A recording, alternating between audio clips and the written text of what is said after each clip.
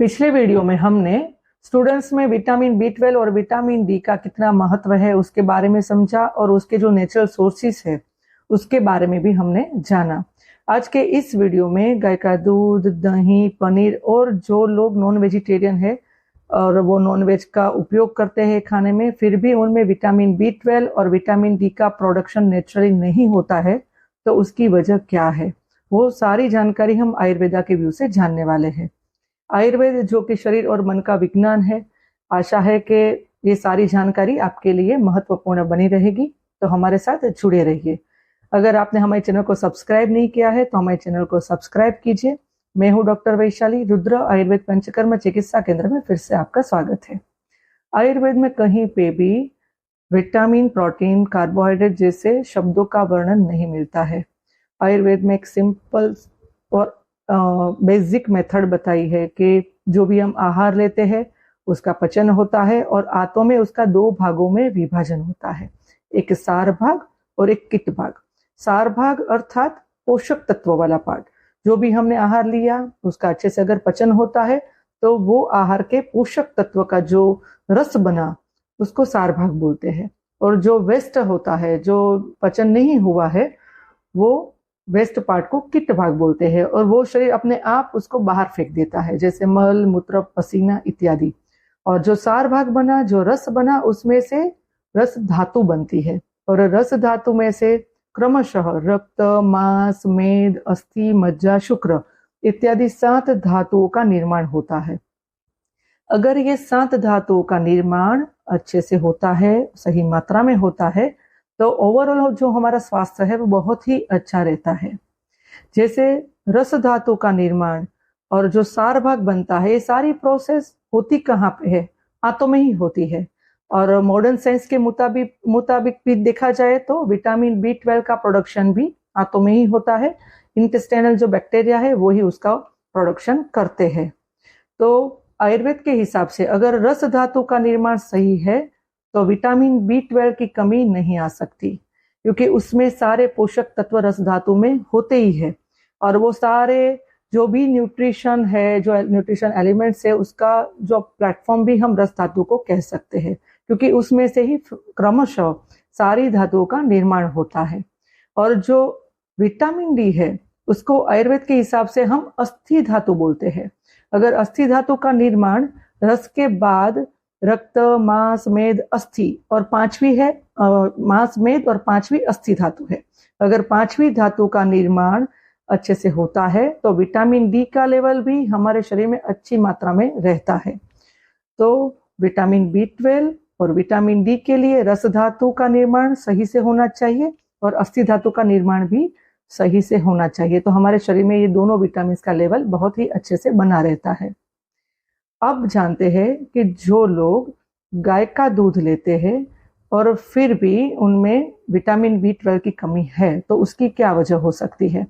तो पहली बात कि गाय का दूध जो लोग रात्रि को भोजन के साथ लेते हैं, सोते टाइम लेते हैं, ठंडा ले लेते हैं, या तो फिर सुबह में 11 बजे 12 बजे लेते हैं, जब भी मन चाहा एसिडिटी हुई दूध ले लिया, तो कोई इसका फिक्स टाइम नहीं, ऐसे ही दूध ले लेते हैं, तो ये अजीर्ण पैदा करता है। दूध लेने के भी नियम होते हैं। अगर इस तरह से दूध लिया जाता है तो वो गलत तरीका है। इससे कोई भी पोषक तत्व दूध के जो मिलने चाहिए, जो आंतों में उसका शोषण होना चाहिए, वो नहीं होता है। वो पित्त को बढ़ाता है। इसको विरुद्ध आहार भी हम कह सकते हैं। इससे बीमारियां बढ़ती है, पोषक तत्व नहीं मिलता है। तो इस तरीके से अगर आप दूध लेते हो तो आपको इस तरीके से आपको दूध नहीं लेना है। दूसरी जो बात है वो है दही, पनीर और नॉनवेज।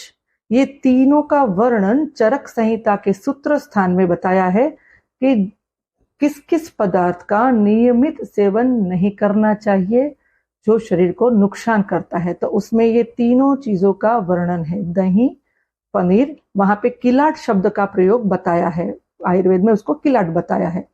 और नॉनवेज, क्योंकि ये पचने में बहुत ही भारी है। दही के लिए मैं नेक्स्ट वीडियो अपलोड करने वाली हूँ, जिसमें दही के बारे में डिटेल में आपको जानकारी मिलेगी कि अगर आपको दही का सेवन करना है तो कौन सी प्रकृति वाले किस हिसाब से दही का सेवन करते हैं तो उसको नुकसान नहीं करेगा, फायदा करेगा।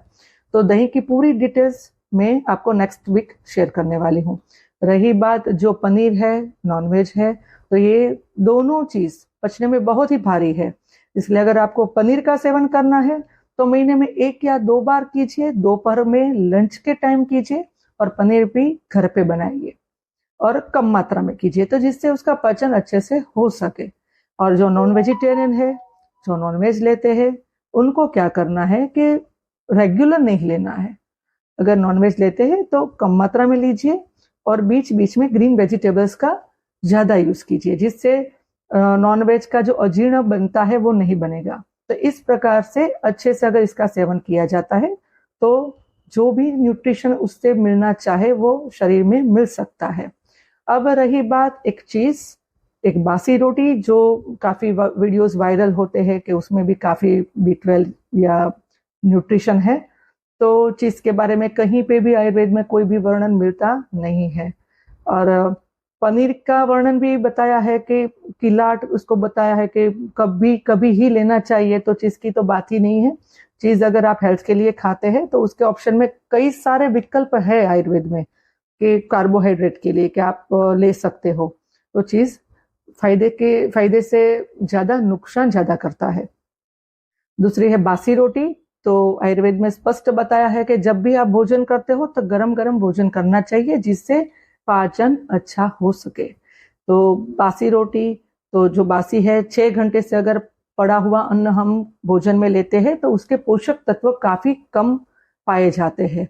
इसलिए बासी रोटी में कोई भी न्यूट्रिशन मिलने की कोई भी संभावना रहती नहीं है, वो नुकसान ही करता है, अजीर्ण भी कर सकता है। तो ये इस तरह से आप जान के अगर आप अपने खाने में चेंज करते हैं, आपके आहार में अगर आप बदलाव लाते हैं, तो काफी हद तक आपका स्वास्थ्य अच्छा रह सकता है। आशा है कि ये सारी जानकारी आपके लिए बहुत ही उपयोगी रहेगी। अगर आपको ये वीडियो अच्छा लगा तो लाइक, शेयर और कमेंट जरूर कीजिए। हमारे चैनल को सब्सक्राइब कीजिए। मिलते हैं अगले वीडियो में। दही की पूरी डिटेल्स आपको जो शेयर करने वाली हूँ, आप देखते रहिए। जय धन्वंतरी, जय भारत।